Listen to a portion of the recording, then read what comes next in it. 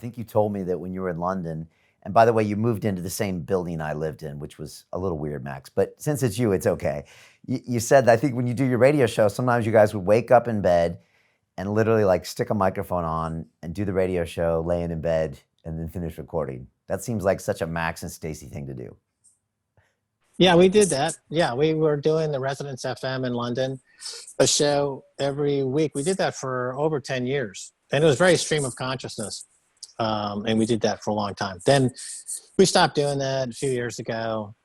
But there's, when people watch the Keiser report, they're seeing us, in situ, they're seeing us within the relationship. We're actually, this is almost like in the 60s or 70s, there was, when I was in New York, there was still at that time the concept of live theater, of natural theater, of where people would watch. You'd go into the theater and there would be people or a couple would be on stage and they would be living. They would be having their daily life. They'd be eating breakfast. And this was kind of considered experimental theater at the time in Greenwich Village and downtown, and during an interesting period in theater in New York. The Living Theater, I believe it was called.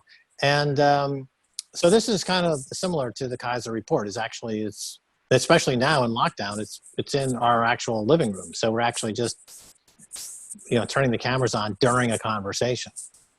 And then the macro picture is reflective or reflexive of the micro picture. So any relationship has the same dynamics of any organism, of any system, whether it's the cosmic world, the cosmos, the world, a country, a town, a house.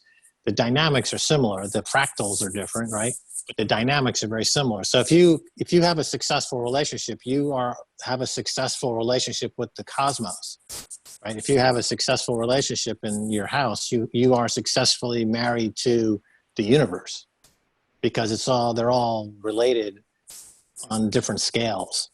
This is the thing that love teaches you, is that you are fused with the underlying reality of balance that's there and accessible. The easiest way to reach it is through a loving relationship.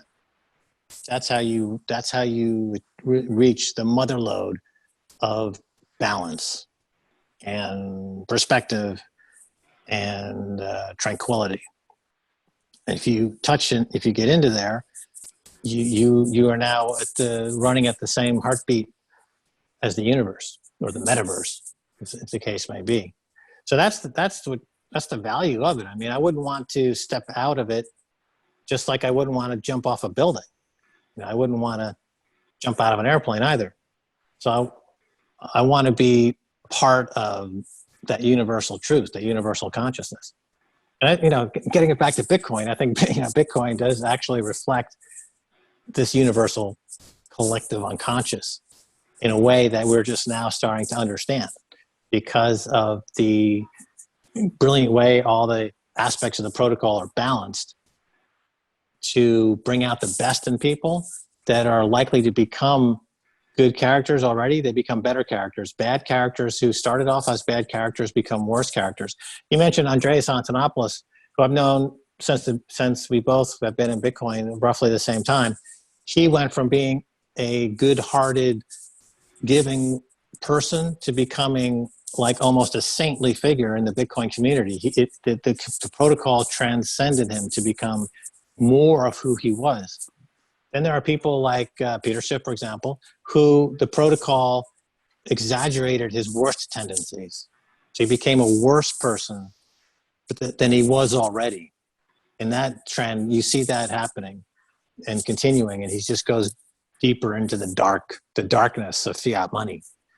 And so why does it do that? Because the incentive structure within the protocol's layers of technological innovations is so finely balanced. It's so perfectly attuned to the universe and the metaverse that we are responding to it on a globally unconscious level in ways that are transformative. We are becoming, it's an evolutionary step in a lot of ways. And like I said before, if somebody says, I don't get it, I don't understand it, I don't want to get it, that's fine, because evolution, it makes its move with or without you, right? You can go with the evolutionary change or not. That's up to you. But for me, I feel like I'm, taking that step, and it's exciting, and that's where I'm at.